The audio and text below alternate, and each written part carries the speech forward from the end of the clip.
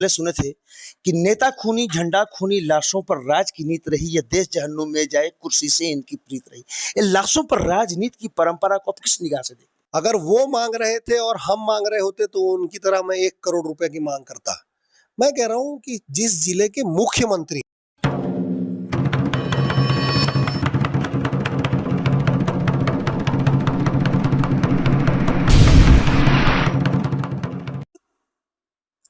दोस्तों नमस्कार, प्रणाम, जय हिंद, जोहार। मैं राजेश पांडे और आप देख रहे हैं आपका अपना चैनल उन्नादी चौपाल। तो दोस्तों अभी कुछ दिन पहले एक गांव में 5 लोगों की मौत हिट एंड रन से हो जाती है। एक बड़ा हंगामा होता है और कांग्रेस के करीब 12 लोगों के खिलाफ एफआईआर दर्ज होती है।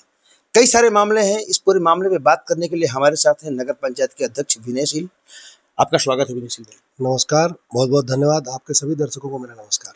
विनय भाई, एक हम बहुत पहले सुने थे कि नेता खूनी झंडा खूनी लाशों पर राज की नीत रही, यह देश जहन्नुम में जाए कुर्सी से इनकी प्रीत रही। ये लाशों पर राजनीति की परंपरा को आप किस निगाह से देखते लाशों पे राजनीति की परंपरा भाजपा की रही है। गुजरात से शुरू हुई। आज वो लोग सबसे बड़े नेता हैं इस पार्टी के। पर यदि बात हम बगीचा के जुरूडांड की कर रहे हैं और जुरूडांड के जो घटना है उस पर बात करना चाहें तो ऐसे देखिए कि एक गणेश विसर्जन की जुलूस में एक बोलेरो के घुस जाने पर 3 लोगों की तात्कालिक मौत हो गई। 2 लोगों ने अस्पतालों में दम तोड़ दिया। 22 से 25 लोग घायल हैं। उसमें से कुछ लोग ऐसे विकलांग हो चुके हैं जो आजीवन कभी ठीक से चल नहीं पाएंगे, जो लोग बता रहे हैं। तो यदि उनके मुआवजे के, उनके हक के, उनकी बात कहने के लिए कोई लड़ता है तो मुझे लगता है कि ये ही वो राजनीति है जिसकी जसपुर जिले में ज़रूरत थी। कि जब उनका सरकारी तंत्र निरंकुश हो जाए, जब वो अंधी और बहरी हो जाए, तो उनको किसी को तो आवाज़ देनी पड़ेगी, किसी को तो दिखाना पड़ेगा कि देखिए इतनी बड़ी घटना है। इतनी बड़ी घटना में क्या इस राज्य के मुख्यमंत्री को उनसे फ़ोन करके बात नहीं करनी चाहिए थी? क्या उनके प्रतिनिधियों को जा कर के शोकाकुल परिवारों से मिलना नहीं चाहिए था? लेकिन लाश को सड़क पर रख करके घंटों प्रोटेस्ट करना भी तो क्यों करना पड़ा? ऐसी स्थिति क्यों आई? आपने एक वीडियो देखा होगा जिसमें इस विष्णुदेव साय जी की सरकार के एक अधिकारी कह रहे हैं कि ये एक सामान्य मामला है जिसमें 25,000 रुपए की मुआवजे की बात कही गई और फिर उन्होंने कहा कि यदि सरकार चाहे तो कुछ और पैसा दे सकती है। जब हम लोग इसका आंदोलन शुरू नहीं किए थे, जब ग्रामीणों ने ये नहीं कहा था कि भैया हमारे लिए आवाज़ उठाइए, उस समय तक सरकार 25,000 रुपए दे के मामला रफा दफा करने पे आ गई थी। इस घटना का ही लोगों को पता चलने न दिया जाता, न आप मीडिया साथियों को खबरें लिखने दी जाती।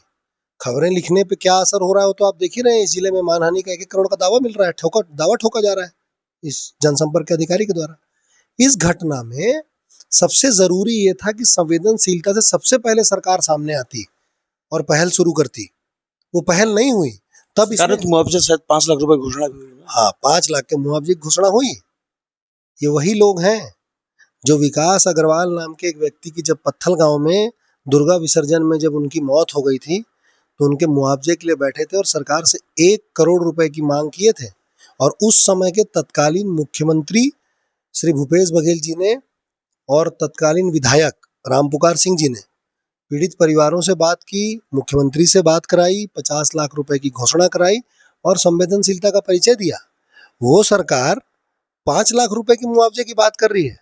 कुछ तो शर्म बचानी चाहिए, क्योंकि जिनके परिवारों के लोग मर गए उनका तो पूरा जीवन उजड़ गया, उनका तो पूरा घर उजड़ गया। आपके लिए या सरकार के लिए वो एक डेटा हो सकता है कि 5 लोग मर गए, पर वो डेटा नहीं है ना। 5 लोगों का परिवार खत्म हो गया। खीरोमती यादव और डमरूधर यादव का परिवार कौन बचाएगा भाई? विपिन प्रजापति को कौन देखेगा? अरविंद केरकेट्टा के परिवार के माता पिता को कौन देखेगा? क्या 5 लाख रुपए में उनका पूरा जीवन चल जाएगा?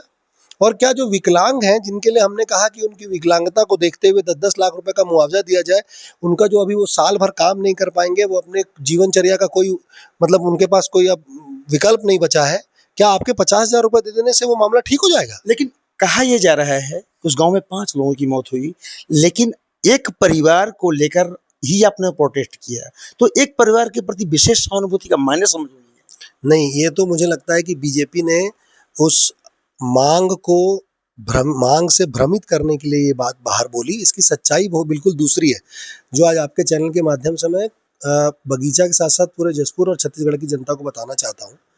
वो ये है कि जब ये घटना घटी तब एक भी पुलिस नहीं थी, ठीक है, एक भी पुलिस वाला विसर्जन की सुरक्षा में नहीं लगा था।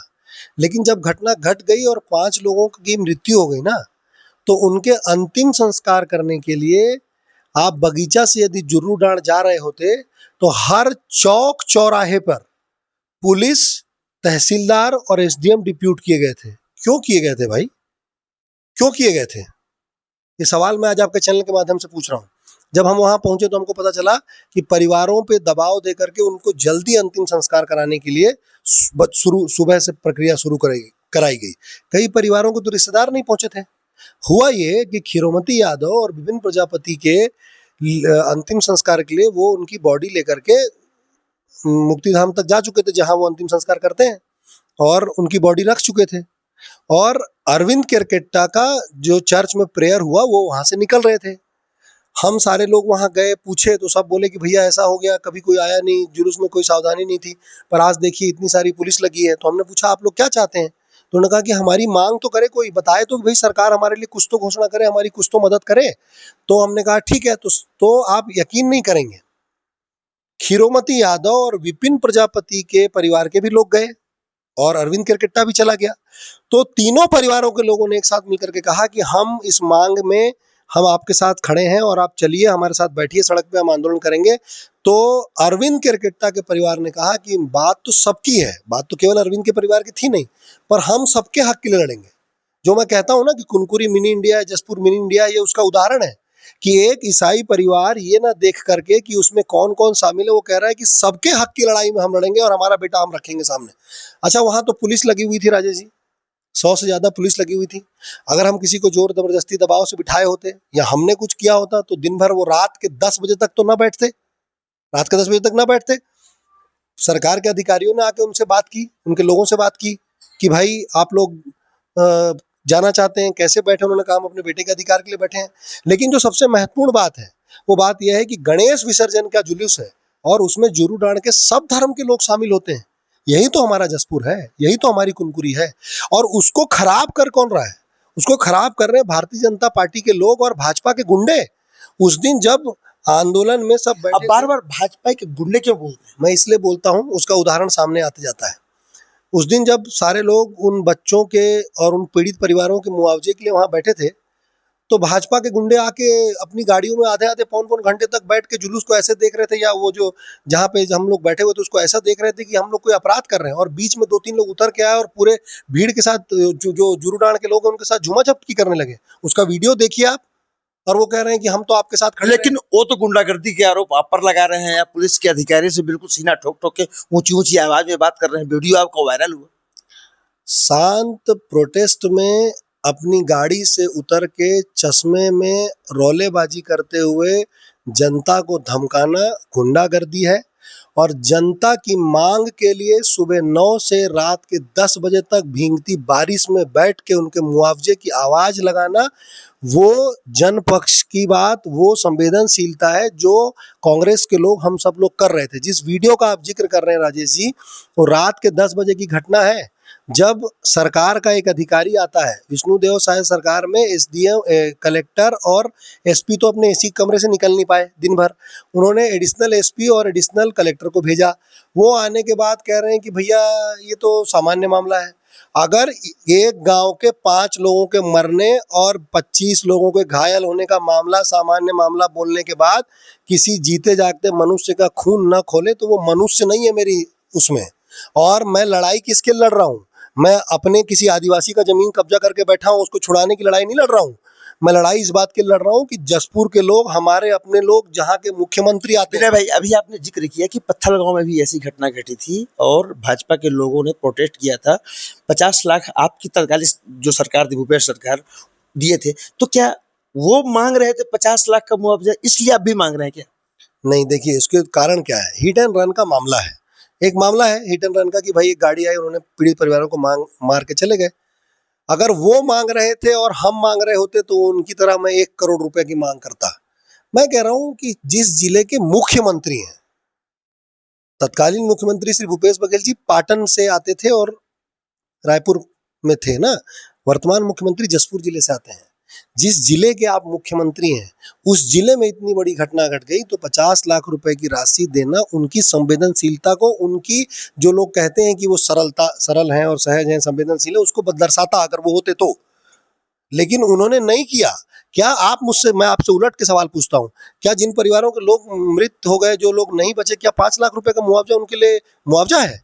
सरकार मजाक कर रही है। और मैं आपको एक बात और बताता हूँ, जो इनकी तत्कालीन विधायक हैं, आज की जो इनकी विधायक है रायमुनी भगत, उन्होंने खबर भिजवाया कि मैं 1-1 लाख रुपए और दे दूंगी, आप लोग अपना आंदोलन खत्म करके चले जाइए। अरे वो आंदोलन प्रोटेस्ट थोड़ी है भाई, वो उन पीड़ित परिवारों के मुआवजे की मांग के लिए हम सड़क पे बैठे हैं। हमको, और राजेश भाई एक बात और बताता हूँ, जो आप कह रहे हैं कि लाशों की राजनीति, चुनाव का समय है, इस सरकार को आए तो अभी 16 मई नहीं हुए, अभी तो चुनाव नहीं होना है ना, कि विनयशील बगीचा से चुनाव लड़ने जा रहा है, कि कांग्रेस पार्टी का कोई कैंडिडेट हम वहां खड़ा कर रहे हैं। ये लड़ाई उस जसपुर जिले के लोगों की है, जिनको आपने ये बताया था कि हम आएंगे तो हम आपके सपनों को पूरा करेंगे, हम आपके सुख दुख में खड़े रहेंगे। आप गायब हैं, आपके विधायक गायब हैं, आपका प्रशासक, आपका जो प्रशासन है वो निरंकुश है। अब आप लोग जो प्रोटेस्ट कर रहे थे वहां पर 12 कांग्रेसियों के खिलाफ मामला दर्ज हुआ है, आगे की रणनीति क्या होगी? एक तो जो 12 कांग्रेसियों के खिलाफ जो इन्होंने एफआईआर की है, उसमें पहली बात मैं साफ साफ आपके चैनल के माध्यम से बताना चाहता हूं कि अगर आप हमको जेल ले जाना चाहते हैं तो विनयशील जेल जाने को तैयार है। मैं इस मामले में बेल नहीं लूंगा। मतलब कि अगर आप हमारे ऊपर मामला बना रहे हैं, अगर लोगों के लिए मुआवजा मांग करना अगर अपराध है, तो मैं इसको स्वीकार करके मैं जेल जाऊंगा। मतलब आप अपना बेल नहीं कराएंगे? मैं अपना बेल नहीं कराऊंगा, क्योंकि मैं लोगों के लिए, मैं जसपुर के लोगों के लिए, मैं बगीचा के जुरूडांड के लोगों के लिए, मैं हर उस पीड़ित परिवार के लिए आवाज उठा रहा हूं। मैंने कोई अपराध नहीं किया है, मेरी कोई गलती नहीं। आप जेल जाएंगे? मैं जेल जाऊंगा, मैं जेल जाऊंगा। मैं फिर से पूछ रहा हूं, आप अपना बेल नहीं करवाएंगे? मैं अपना बेल नहीं करवाऊंगा, और मैं इस मामले को जनता के सामने और राज्य के लोगों के सामने रखूंगा कि जिस दिन ये घटना हुई और जिस दिन लोग सड़क पे बैठे, उस दिन आपने हम लोगों को गिरफ्तार करके जेल लिया, मुचलके पे हमको छोड़ा, बीएनएस की धारा लगाई, उसका कागज मेरे पास है, और उसके 2 दिन बाद आपने एक और नया एफआईआर किया। एक ही मामले में 2 एफआईआर का भी मामला ये बनता है। तो मैं आपसे चैनल के माध्यम से कह रहा हूं कि जिन लोगों के हक की मैं लड़ाई लड़ रहा हूं, मुझ पे इन्होंने एफआईआर किया है, मैं इस मामले में बेल नहीं लूंगा, मैं जेल जाऊंगा। दूसरा, जो पुलिस या तंत्र जो इसमें गलत तरीके से जो कार्रवाई करना चाह रही है और जो एक तरह से डराने का प्रयास कर रही है, उसका भी समय के साथ हम लोग पर्दाफाश करेंगे कि सरकार आपकी है, इसका मतलब ये नहीं है कि आप कुछ भी कर लोगे। देश चलेगा नियम और संविधान से ही। पुलिस तो कलेक्टर और सीएम की मर्जी से नहीं चलेगा। पुलिस चक्का जाम अमूमन कोई भी करता है तो कार्रवाई तो करती है, तो कहीं पुलिस की औपचारिक कार्रवाई, मतलब कार्रवाई किस तरह की है? धाराएं क्या क्या लगी है? नहीं, उस अभी तो मुझे खबर से आपकी मुनादी की खबर थी और एक कोई वार्ता करके कोई था जो पोर्टल, उससे खबर से मुझे जानकारी मिली। उसमें 189, 190, 192 ऐसे कुछ धाराएं लिखी। मैंने एसपी साहब को मैसेज किया कि वो मुझे दे दीजिए भाई एफआईआर की कॉपी, तो बोले वो मैं टीआई का नंबर देता हूँ। तो मैं टीआई से बात किया तो टीआई ने कहा कि सर वो वेबसाइट पे है, आप डाउनलोड कर लीजिए। तो मैंने कहा कि यार मतलब उतना तो मुझे नहीं पता कैसा होता, आप मुझे उसकी कॉपी दे दो। आज तक मुझे उसकी कॉपी नहीं दी गई है। अब उन्होंने वेबसाइट पे अपलोड किया नहीं किया ये भी नहीं पता। अव्वल पुलिस अपना कार्य करने के लिए स्वतंत्र है। यदि विष्णुदेव साय जी की सरकार को, यदि उनके प्रशासन को ये लगता है कि पीड़ित और मृत परिवारों के मुआवजे की लड़ाई एक अपराध है, अगर हमने अपराध किया है तो आप अपनी कार्रवाई करिए, हम अपनी लोकतांत्रिक लड़ाई लोगों के लिए लड़ेंगे। जेल जाकर के आप लड़ाई कैसे लड़ेंगे? एक तो इस सरकार का जो चेहरा है, विष्णुदेव साय सरकार का, लोगों के सामने उस चेहरे को साफ रूप से दिखाने में मदद मिलेगी कि देखो जिसको आपने चुना है वो ये लोग हैं। जब आप मुआवजे के लिए लड़ोगे तो ये आपको जेल डाल देंगे, पर भाजपाई यदि गुंडागर्दी करेंगे, यदि माँ बहन की गालियां देंगे, यदि राज्य के बड़े नेताओं के पोस्ट पर माँ बहन की गाली लिखेंगे, यदि वो नगर अध्यक्ष को माँ बहन की गाली लिखेंगे, यदि कुनकुरी में चोरी होगी, तो उस पर कार्रवाई पुलिस नहीं कर पाएगी। विष्णुदेव साय की पुलिस है, नहीं कर पाती है कार्रवाई। लेकिन यदि आप आम लोगों के मुआवजे के लिए सड़क पे बैठेंगे तो ये आपके ऊपर तड़ाक से एफआईआर लगा के आपको जेल ले जाना चाहते हैं। तो जब मैं जेल जाऊंगा तो जनता को समझ में आ जाएगा कि चोरी में चोर पकड़ के जेल नहीं भेज पा रहे हैं, गाली देने वालों को जेल नहीं भेज पा रहे हैं, संविधान नियम तोड़ने वालों को जेल नहीं भेज पा रहे हैं, लेकिन जसपुर की जनता के लिए जो लड़ रहा है उसको जेल भेजना चाह रहे हैं। जनता देखेगी ना भाई, जनता भी तो कोई चीज है, उन्हीं के वोट से आपकी सरकार बनी है ना, तो जनता देख लेगी क्या हो रहा है। पर मैंने आपके चैनल पे आज जो बात कह दी है वो तो आपके पास रिकॉर्डेड है। पुलिस अपनी कार्रवाई करे, हम अपनी लोकतांत्रिक कार्रवाई करेंगे।